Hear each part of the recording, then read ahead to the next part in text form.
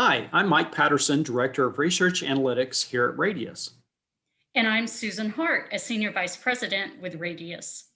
And today we're going to talk to you about product and service optimization. Susan, so imagine that a company has an existing product or service. What are some of the things we often hear that lead us to recommend a study to ensure an optimal product or service?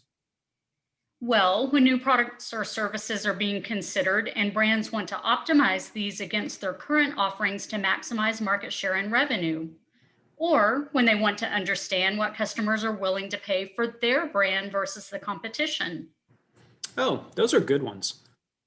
And sometimes we have clients that have a long list of features that they are able to offer, and they want to understand which ones resonate the most with customers or which options within those features will have the most appeal.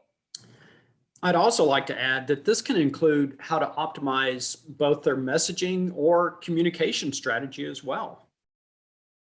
Anytime we're optimizing a product or service, I think it's crucial that we take into account competitive offerings to ensure that your product is differentiated and compelling. Which means testing your product within a competitive context.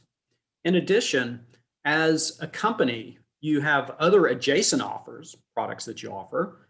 You really need to make sure that your new or revamped product doesn't cannibalize sales of those other products.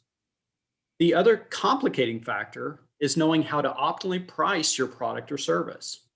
In this case, if you're only interested in share, then you price at the lowest possible price point. But that likely means leaving some money on the table.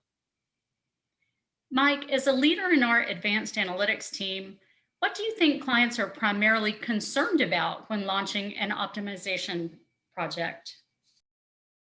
In my experience, I would say that the primary concern that a brand or product team will have is whether the insights work will actually provide them with the information they need to optimize their offering. In other words, do these approaches really work, and will they work in their specific case? To answer whether these approaches work, I think we can point to all of the academic studies that have been done that show that choice models are very accurate in predicting actual in-market behavior. Right. Recently, a client wanted to evaluate an optimized feature for a next generation research lab device, as well as pinpoint the optimal pricing threshold. Using a trade off exercise that included pricing, we identified the device features on which lab directors place a premium. We determined the ideal feature set and the price that labs were willing to pay.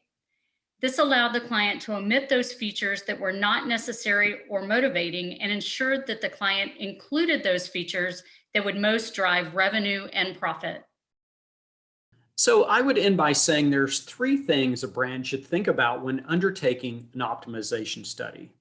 So first is determine your need. The more impactful the decisions are, the more critical it is to conduct really reliable, rigorous research. Second, choose the right approach. Work with your chosen research partner to find the right fit design. And then third, make sure your internal teams are aligned around the goals, the information needs, and the desired outcomes.